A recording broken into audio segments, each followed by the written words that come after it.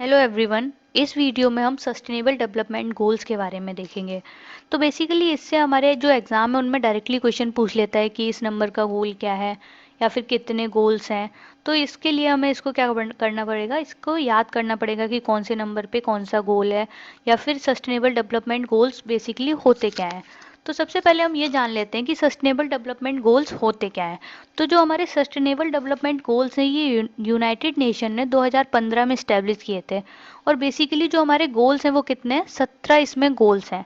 तो हमें उन 17 गोल्स को याद करना है, उनके नंबर्स को याद करना है और फिर वहीं से डायरेक्टली क्वेश्चन पूछेगा कि फर्स्ट नंबर पे कौन सा गोल है या फिर एट्थ नंबर पे कौन सा गोल है। तो हम वहाँ से हम अपना जो आंसर है उसको ला सकते हैं। ठीक है, तो सबसे पहले क्या है कि इसका एम क्या है, बेसिक एम क्या है इस गोल को, इन गोल्स को सेट करने का।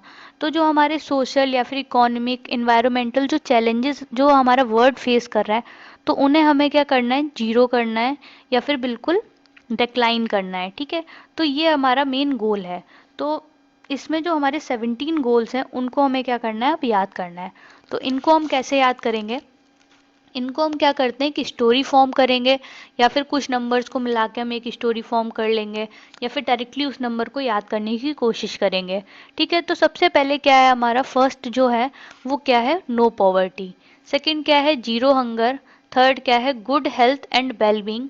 फोर्थ क्या है, क्वालिटी एजुकेशन। और फिफ्थ क्या है, जेंडर इक्वेलिटी। तो हम सबसे पहले इन पांचों को याद करने की कोशिश करते हैं कि ये पांच कैसे हम याद कर सकते हैं।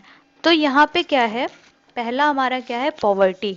तो अगर हम देखें कि हमारी इंडिया के अगर पर्सपेक्टिव से देखें तो क्या है कि इंडिया में सबसे ज़्यादा लोग क्या हैं, गरीब हैं। तो यहाँ पे इंडिया में देखें कि सबसे ज़्यादा लोग क्या हैं, गरीब हैं। पॉवर्टी है इंडिया में सबसे ज़्यादा। तो पहले नंबर पे क्या होना चाहिए, पॉवर्टी। पहला यहाँ की पहली प्रॉब्लम क्या है इंडिया की, पॉवर्टी। अगर इंडिया में पॉवर्टी पहली प्रॉब्लम है तो पॉवर्टी से क्या होता है, लोग कैसे रहते हैं, भूखे रहते हैं। अगर लोग गरीब हैं तो वो खाना कहाँ से लाएंगे, तो मेन प्रॉब्लम उनकी खाना है। तो लोग गरीबी अगर उनकी मिटेगी, तो अगर पॉवर्टी नहीं होगी तो पहले नंबर पे क्या हो जाएगा, नो पॉवर्टी।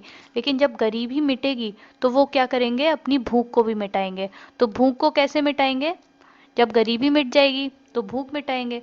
लेकिन अगर वो भूखे रहेंगे, अगर कोई भी इंसान भूखा है तो उसकी हेल्थ या फिर उसकी हेल्थ पे क्या होगा, इफेक्ट पड़ेगा। जब उसकी हेल्थ पे इफेक्ट पड़ेगा तो वो हेल्थ पे इफेक्ट कब पड़ेगा, जब वो भूखे रहेंगे। तो भूखे कौन से नंबर पे रह रहे हैं, दूसरे नंबर पे। फिर उससे क्या पड़ रहा है, उनकी हेल्थ पे इफेक्ट पड़ रहा है। तो गुड हेल्थ एंड वेलबींग कौन से नंबर पे आ रहा है, तीसरे नंबर पे। लेकिन अगर हमें उनकी हेल्थ या फिर उनकी पॉवर्टी या फिर हंगर को मिटाना है तो हमें क्या करना पड़ेगा, उन्हें एजुकेशन अच्छी देनी पड़ेगी। अगर हम उन्हें एजुकेशन अच्छी देंगे तो उनकी जो पॉवर्टी है, हंगर है या फिर वो हेल्थ है, इन सब का वो खुद ध्यान रख सकते हैं।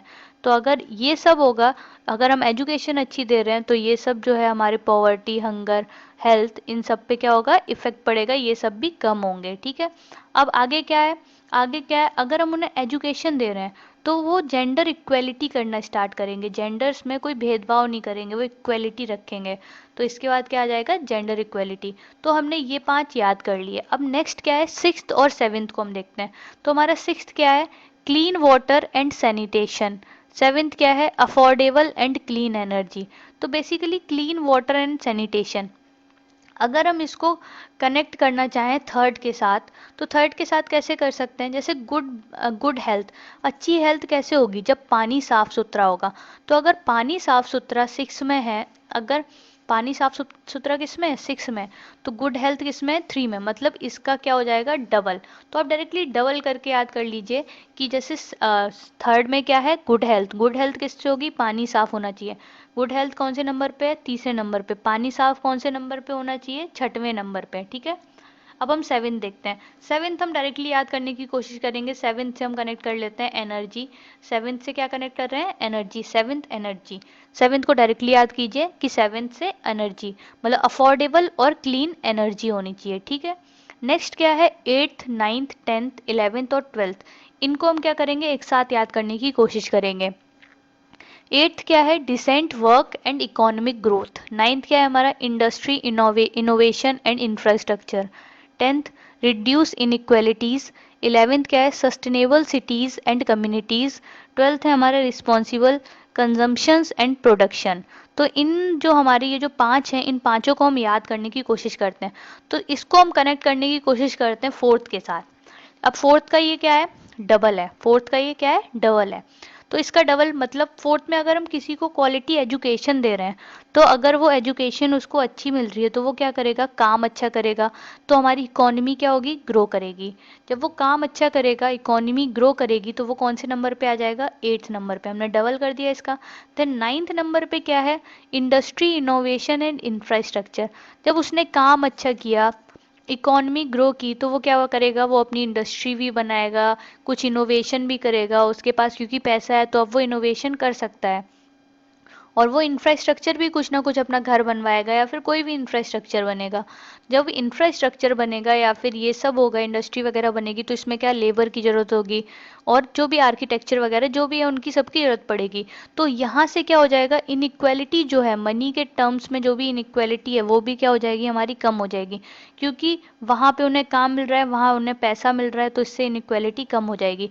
जब समाज में, जब हमारी सोसाइटी में क्या होगा, इनइक्वालिटी कम होगी, तो इससे क्या हो जाएगा, सस्टेनेबल सिटीज़ और कम्युनिटीज़ बनेंगी। ठीक है, एक अच्छी सिटी, सस्टेनेबल सिटीज़ बनेंगी और कम्युनिटीज़ हमारी क्या हो जाएंगी, फॉर्म होंगी। और इससे क्या होगा कि जो हमारा कंजम्पशंस है और प्रोडक्शन है वो भी क्या हो जाएंगे, रिस्पॉन्सिबल हो जाएगा। तो इस तरीके से ये जो पांच है ये भी हमने याद कर लिए। अब नेक्स्ट जो है, अब क्या करते हैं, इन तीन को कनेक्ट करने की कोशिश करते हैं, 13, 14 और 15 को। ठीक, 15 और 16 को भी, 13, 14, 15 और 16 को हम कनेक्ट करने की कोशिश करते हैं। तो 13 में क्या है, क्लाइमेट एक्शन। 13 क्या है, क्लाइमेट एक्शन। तो ऐसे याद कीजिए कि 13 में क्या कर रहे हैं, हम क्लाइमेट को देख रहे हैं। एक आपको बस दो तीन याद करने पड़ेंगे बेसिक, जैसे 13th है, 7th है, फर्स्ट है। तो ये तीन अगर आप याद कर लेंगे तो आप और सब कनेक्ट कर पाएंगे। तो 13 क्या हो गया हमारा, क्लाइमेट एक्शन। अब जब हम क्लाइमेट को देख रहे हैं तो हमें क्या करना पड़ेगा कि जो लाइफ है, जो पानी के नीचे जो लाइफ है, हमें उन्हें भी देखना पड़ेगा। तो हम उन जो लाइफ है हमारी पानी के नीचे, हम उन्हें क्या कर रहे हैं, यहाँ से देख रहे हैं। उसके बाद जब हम पानी के नीचे की लाइफ को देख रहे हैं तो हमें क्या करना पड़ेगा, लैंड की लाइफ को भी देखना पड़ेगा। तो जो लैंड पे लाइफ है हम उनको भी देख रहे हैं।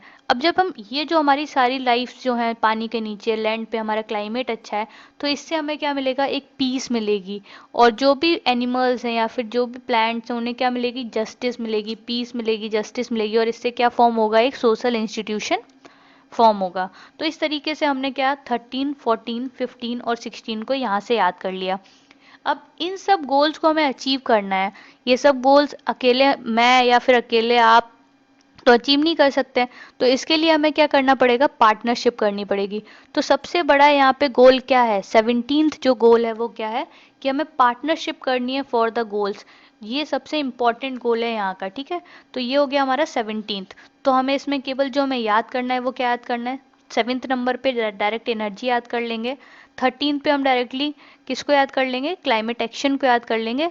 और फिर हम इन सबको क्या करेंगे, कनेक्ट कर करके अपने आंसर तक पहुंच सकते हैं। ठीक है, thank you so much for watching, bye.